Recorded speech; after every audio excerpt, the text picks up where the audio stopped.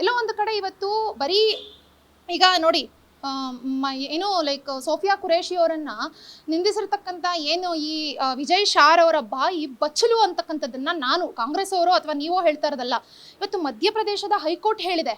ಇವತ್ತು ಮಧ್ಯಪ್ರದೇಶದ ಹೈಕೋರ್ಟ್ನ ನ್ಯಾಯಾಧೀಶರಾಗಿರ್ತಕ್ಕಂಥವ್ರು ಏನು ಹೇಳಿಕೆ ಕೊಟ್ಟಿದ್ದಾರೆ, ಎಲ್ಲೋ ಒಂದು ರೀತಿ ಈ ರೀತಿ ಹೇಳಿಕೆ ಕೊಡ್ತಕ್ಕಂಥದ್ದು ಭಾರತ ದೇಶದ ಸೈನ್ಯದ ಘನತೆಯನ್ನು ಅಂತಾರಾಷ್ಟ್ರೀಯ ಮಟ್ಟದಲ್ಲಿ ಇವರು ಮರ್ಯಾದೆಯನ್ನು ಹರಾಜು ಹಾಕಿದ್ದಾರೆ ಅನ್ನೋದನ್ನ ಸ್ಟೇಟ್ಮೆಂಟ್ ಕೊಟ್ಟಿದ್ದಾರೆ. ಸೊ ಸೆಕ್ಷನ್ 152 ಆಕ್ಟ್ ಅಡಿಯಲ್ಲಿ ಸ್ವಯಂ ದೂರನ್ನ ದಾಖಲೆ ಮಾಡ್ಕೊಂಡಿದ್ದಾರೆ. ಸೊ ಇವತ್ತು ಅವರೇ ನೀಟಾಗಿ ಹೇಳ್ಬಿಟ್ಟಿದ್ದಾರೆ. ಲೈಕ್ ಎಲ್ಲೋ ಒಂದು ಕಡೆ ಬಿಜೆಪಿಯ ಈ ಹೇಳಿಕೆ ದೇಶದ ಸಾರ್ವಭೌಮತ್ವ ಮತ್ತು ಐಕ್ಯತೆ ಮತ್ತು ಸಮಗ್ರತೆಗೆ ಎಲ್ಲೋ ಒಂದು ನಿಟ್ಟಿನಲ್ಲಿ ಅಪಾಯಕಾರಿ ಅಂತಕ್ಕಂಥ ಸ್ಟೇಟ್ಮೆಂಟ್ನ ಒಬ್ಬ ನ್ಯಾಯಾಧೀಶರು ಮಾಡಿರ್ತಕ್ಕಂಥದ್ದು, ನಾನು ನೀವು ಕಾಂಗ್ರೆಸ್ನವರು ಮಾಡಿರ್ತಕ್ಕಂಥದ್ದಲ್ಲ.